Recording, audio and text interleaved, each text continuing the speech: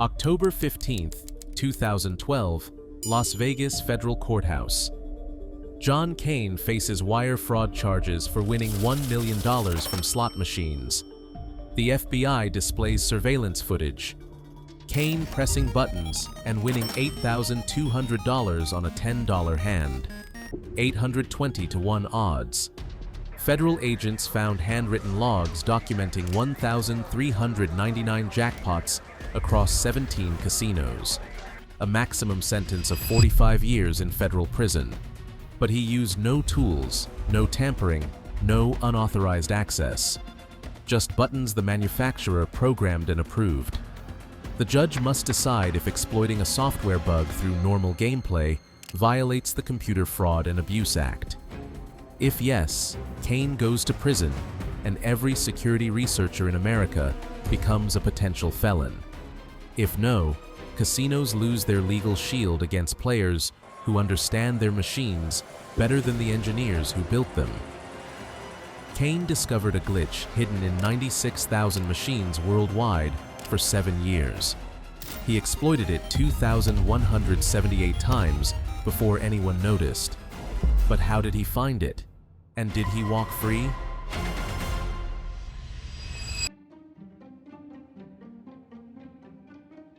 April 28, 2009, Silverton Casino. John Kane feeds his 47th dollar into a Game King terminal. The 54-year-old engineer has lost $487,000 this year playing video poker 16 hours a day. His wife filed for divorce 9 months ago. His house enters foreclosure next week, but he orders his 7th Diet Coke and plays triple-double bonus poker at $1.25 per hand. 3 jacks appear. Kane holds them. The draw produces another jack. 4 of a kind pays $125. The screen flashes $1,250. Kane checks the pay table. He bet $1.25, not $12.50. The Silverton attendant counts out $1,200 bills plus 50 in chips. Kane's engineering brain locks onto the discrepancy. The machine paid him at 10 times denomination for a bet he never made. Kane returns the next morning at 8:15 a.m. when the floor is empty. He photographs the Game King's menu screens with his flip phone. 43 games available. 17 betting denominations from 1 cent to $10. After 312 attempts, he finds the trigger. Switch from triple-double bonus to double-double bonus. Play 20 hands at minimum bet. Hit a winner. Don't cash out. Switch back to triple-double. Access the double-up feature and decline it. The previous hand replays at maximum denomination. $1.25 becomes $1,250. Kane calls Andre Nestor in Swissvale, Pennsylvania. They met at Caesar's Palace in 1995, bonding over optimal video poker strategy. I found something at the Silverton. Bring a notebook. Nestor catches Southwest Flight 142 that evening. Over eggs at the Grand Cafe, Kane demonstrates on napkins. The machine stores your last winning hand in memory. The double-up feature retrieves it. But if you switch games first, it retrieves the hand at the new denomination while displaying the old graphics. Nestor's eyes narrow. They test Kane's discovery on 3 different Game Kings. The bug triggers every time. By 11 p.m., they've pulled $8,400 from machines designed to pay out 99.17% over millions of hands. They're achieving 4,900% returns in minutes. If you find this breakdown fascinating, hit that subscribe button. Understanding how systems break is exactly what this channel does, and the next video dissects an even more elegant exploit. They map out 23 casinos with vulnerable Game Kings: Fremont, Cannery, Green Valley Ranch, Sunset Station, Boulder Station. Each location has between 12 and 47 machines.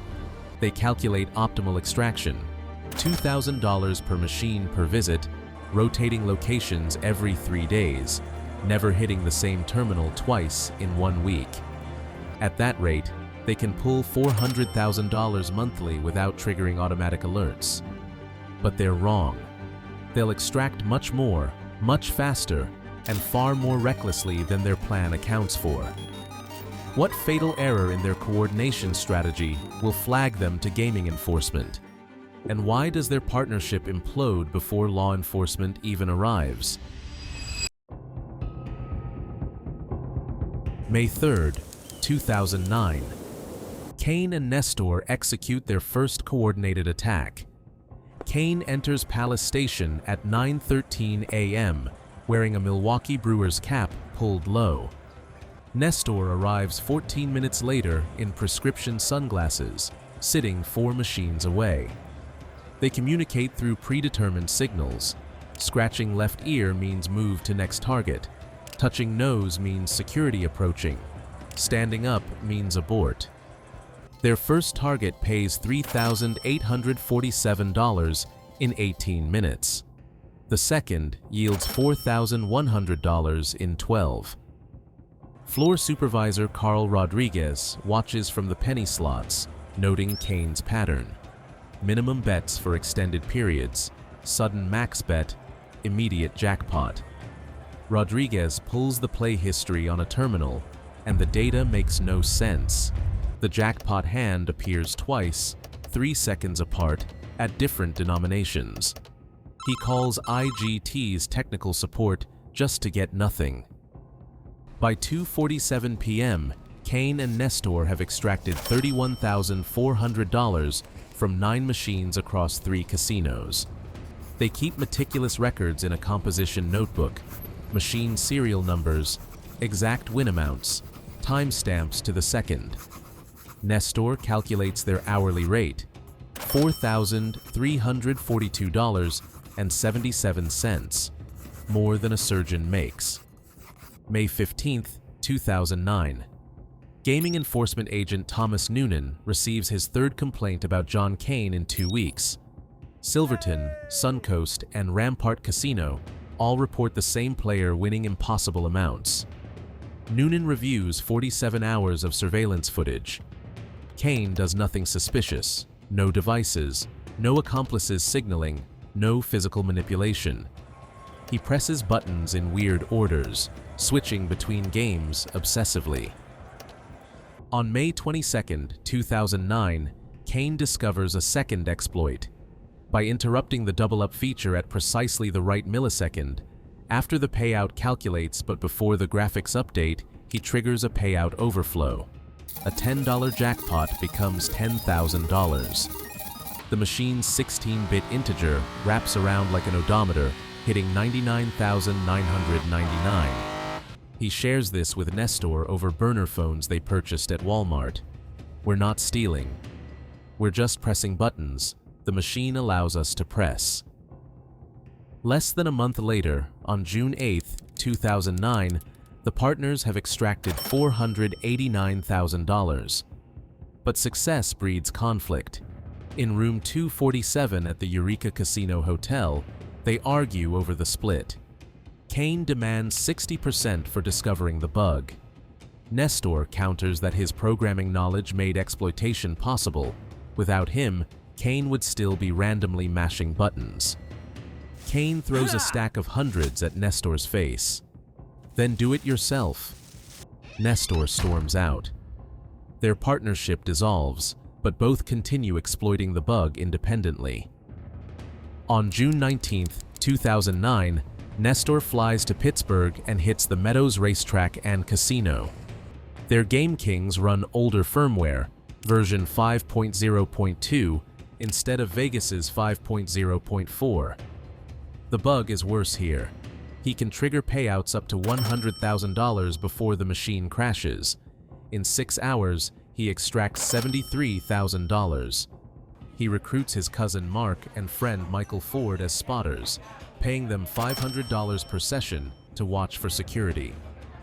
Pennsylvania Gaming Control Board receives 0 complaints. Their systems don't flag repeated jackpots as suspicious. July 2, 2009. Kane returns to his favorite machine at the Silverton, the one where it all began. He's grown careless, hitting the same machine 5 times in 3 hours. Surveillance supervisor Diana Painter counts 14 jackpots since noon. She calls gaming control directly. "We need agents here now. Something's happening with this player." Special agents Victor Duran and Mark Stella arrive within 20 minutes, portable forensic kit in hand. Kane inputs the sequence one final time. 4 aces appear, a $2,000 hand he's about to convert to $20,000. He reaches for the cash-out button, but this unclaimed jackpot creates a critical piece of evidence. What will happen to him now? And why does the bug's technical origin turn a gaming dispute into a federal computer crime?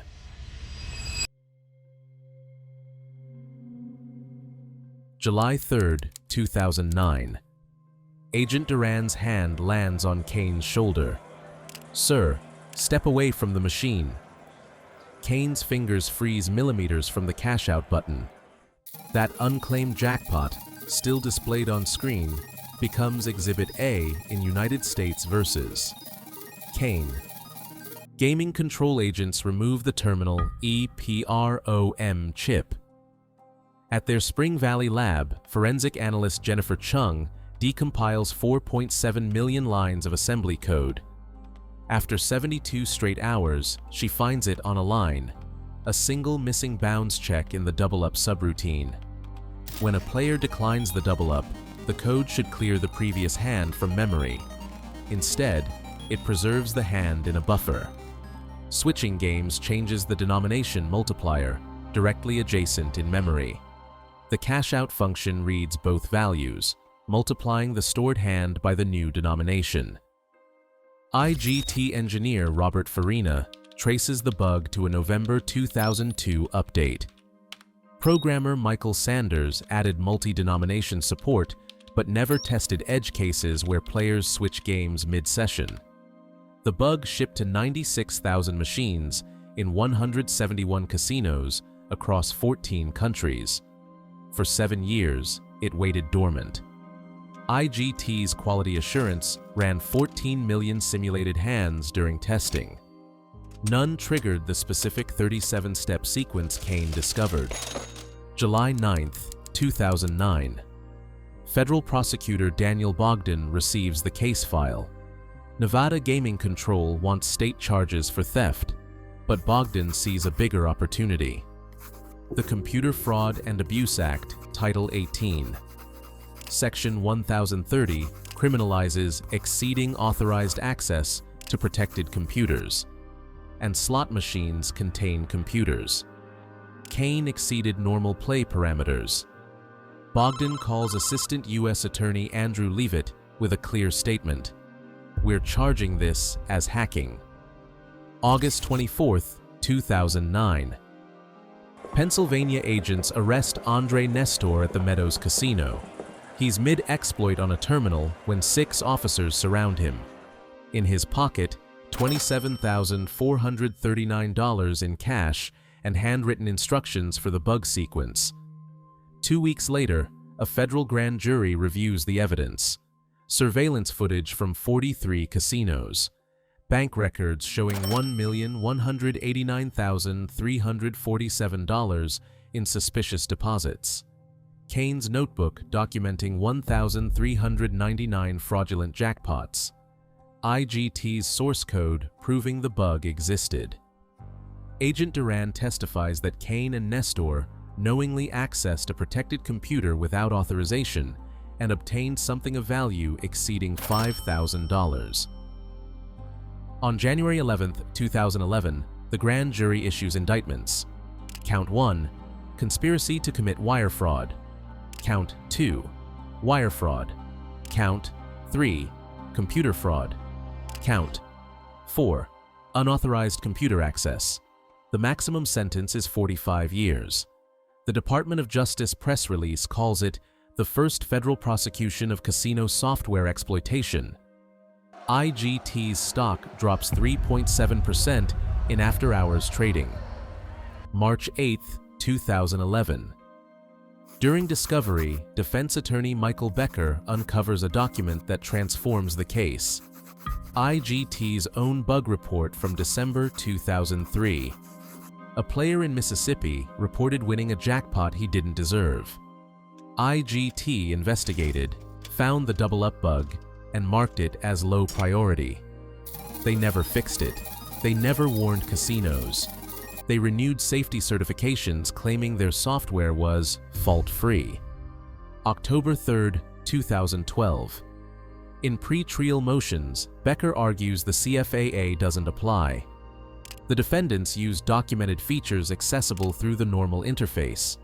No code was modified, no passwords bypassed, no systems compromised. They pressed buttons in an order IGT never anticipated, but that's not hacking, that's playing. Prosecutor Rebecca Coleman counters, the sequence required insider knowledge no reasonable player would possess. It's the digital equivalent of knowing a safe's combination. Just because you don't break the safe doesn't mean you're authorized to open it. Judge Miranda Dew asks the question that will decide everything. If the manufacturer's own incompetence creates the vulnerability, can exploiting it really be a crime? Which legal precedent will tip the scales? And how does IGT's cover-up change the moral calculus of the case?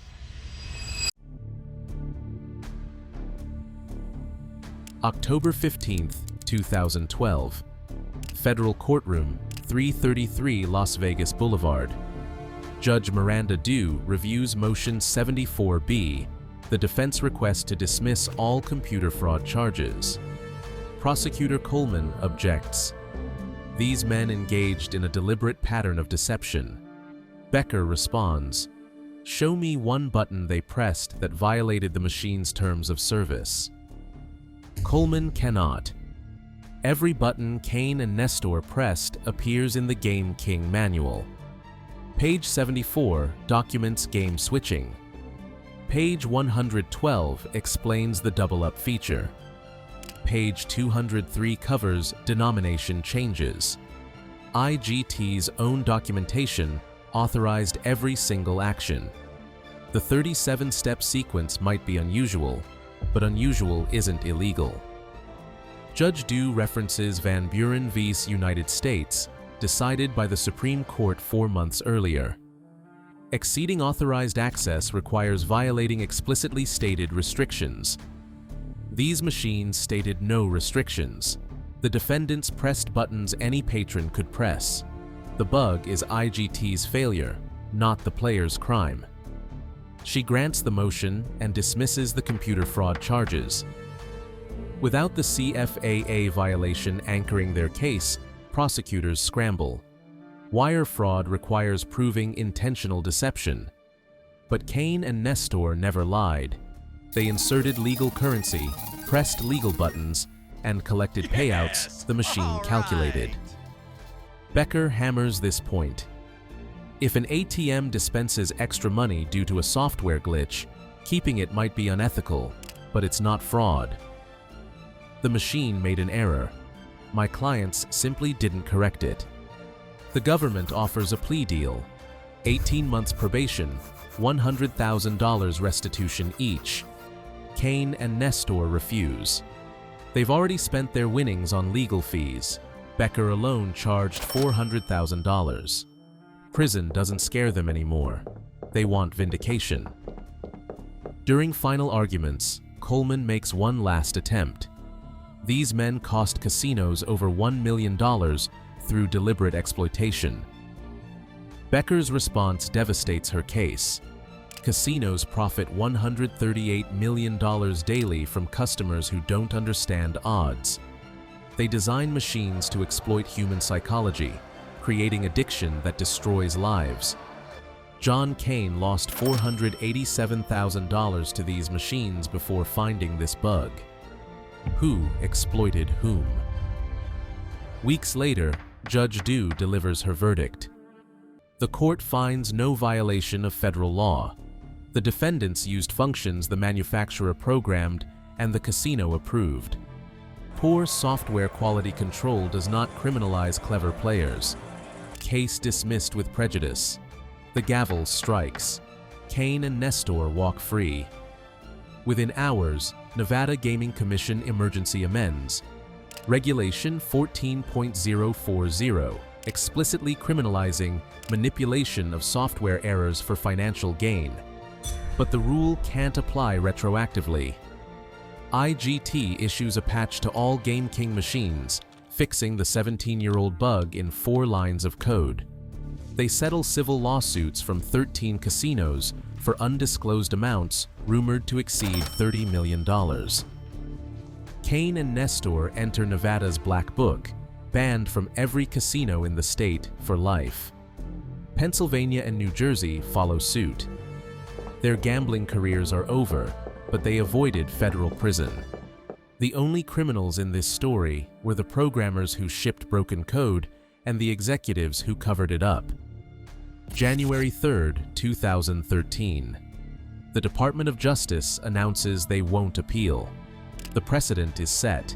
Finding and exploiting software bugs through normal interface interactions isn't criminal hacking. Security researchers worldwide celebrate. Bug bounty hunting remains legal. Casino manufacturers panic. Their entire business model depends on software black boxes players can't understand. Game King machines still operate in 96,000 locations. IGT patched the double-up bug, but software contains infinite edge cases.